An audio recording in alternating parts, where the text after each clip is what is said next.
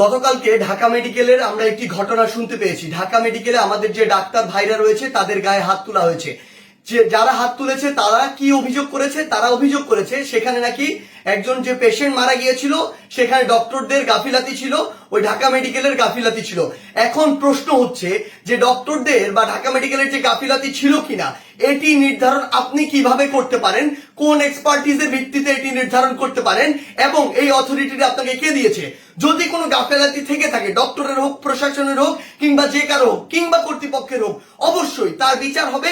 তার বিচার একটি প্রক্রিয়াধীন প্রক্রিয়া হবে, একটি তদন্তের মাধ্যমে হবে। সেই অভিযোগটি আপনি বিএমডিসি তে করতে পারেন কিংবা সেই অভিযোগটি আপনি প্রশাসনের কাছে করতে পারেন। কিন্তু আপনার কি অভিজ্ঞতাটুকু রয়েছে, আপনার কি দক্ষতাটুকু রয়েছে যে একজন ডক্টর তার সাথে গাফিলতি করেছে কিনা সেটি যাচাই করার? আমাদের সবচেয়ে বড় এখন যে সমস্যাটি হয়ে গিয়েছে, আমরা এই বাঙালিরা অধিকাংশ ক্ষেত্রে অধিকাংশ বাঙালি নিজেদেরকে সব জায়গার দক্ষ মনে করি এবং সব জায়গায় নিজের নাক গলাতে যাই।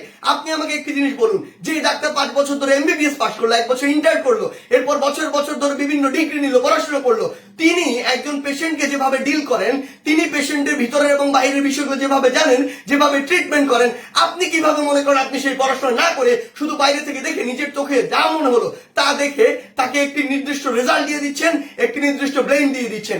আমাদের জায়গা থেকে স্পষ্ট বার্তা, এরকম একটি ব্লেম দিয়ে আসলে যখন আপনি একজন ডক্টরের গায়ে হাত তুলেন তখন আপনি যে কাজটি করেন সেটি আমরা বৈষম্য বিরোধী ছাত্র আন্দোলন আমাদের জায়গা থেকে কোনোদিনও সমর্থন করতে পারি না। আপনাদের যদি কোনো অভিযোগ থাকে সেই অভিযোগটি আপনি জানাতে পারতেন। আমরা জানি আমাদের এই পুরো প্রসেসটিতে, এই ছাত্র জনতার অভ্যুত্থানে ডক্টররা কিভাবে ওই হসপিটালের ভিতর থেকে, ওই ইমার্জেন্সি থেকে তাদের ভূমিকাটি রেখেছে।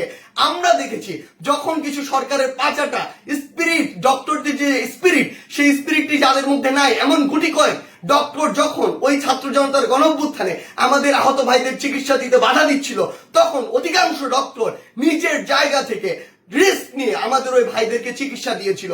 এমন অধিকাংশ ডক্টর রয়েছে যারা ডক্টরদের স্পিরিটটি ধারণ করে এবং আমাদের এই পুরো সময়টিতে আজকে পর্যন্ত আমার হসপিটালে যে আহত ভাইগুলো রয়েছে তাদেরকে নিরবিচ্ছিন্ন সেবা দিয়ে যাচ্ছে, নিজের কথা চিন্তা না করে। সেই জায়গায় যখন এরকম করে কোন একজন আমার ডক্টর ভাইয়ের উপর এভাবে হাতটি তুলে, আমরা এটি কখনো সমর্থন করতে পারি না। আমাদের জায়গা থেকে একদম স্পষ্ট একটি বার্তা, সেটি হচ্ছে যে আমরা প্রশাসনকে, মাননীয় স্বাস্থ্য উপদেষ্টা, ডিজি হেলথ সহ সকলকে একটি বিষয় স্পষ্ট করে বলতে চাই, আমাদের যারা মেডিকেলের ভাইরা রয়েছে, ইন্টার্ন ডক্টররা রয়েছে, কিংবা হসপিটালের যে ডক্টর ভাইরা রয়েছে, তাদের সাথে আমরা এই জায়গাটিতে একাত্মতা ঘোষণা করছি। তাদের নিরাপত্তার সর্বোচ্চ ব্যবস্থা করতে হবে। তারা দিনরাত 24 ঘন্টা আমাদের জন্য কাজ করছে, অথচ কেউ একজন চাইলো আর একটা ব্লেম দিয়ে তাদের গায়ে এসে হাত দিয়ে দিল, এটি আমরা আমাদের জায়গা থেকে কখনো মানতে পারি না। আমাদের জায়গা থেকে একটি স্পষ্ট বার্তা হচ্ছে তাদের এই নিরাপত্তার ব্যবস্থাটি করতে হবে। এবং গতকালকে ঢাকা মেডিকেলে যদি ওই পেশেন্টের মৃত্যুর জন্য কোনো কর্তৃপক্ষের হোক, ডক্টর হোক গাফিলাতি থেকে থাকে, তদন্ত সাপেক্ষে তার যেমন বিচারের আওতায় তাকে আনতে হবে। কিন্তু গতকালকে ওই আমার ডাক্তার ভাইয়ের গায়ে যে হাতটি তুলেছে, অপারেশন থিয়েটার থেকে বের হওয়া একজন ডক্টরকে, তার অবশ্যই দ্রুততম সময়ের মধ্যে তাকেও গ্রেফতার করে তাকেও বিচারের আওতায় আনতে হবে। আমাদের জায়গা থেকে স্পষ্ট একটি বার্তা, আইন নিজের হাতে তুলে নেওয়ার মতো অন্যায়টি যদি আপনি করেন তাহলে আপনার পক্ষে কোনোদিন আমাদের অবস্থান থাকবে না।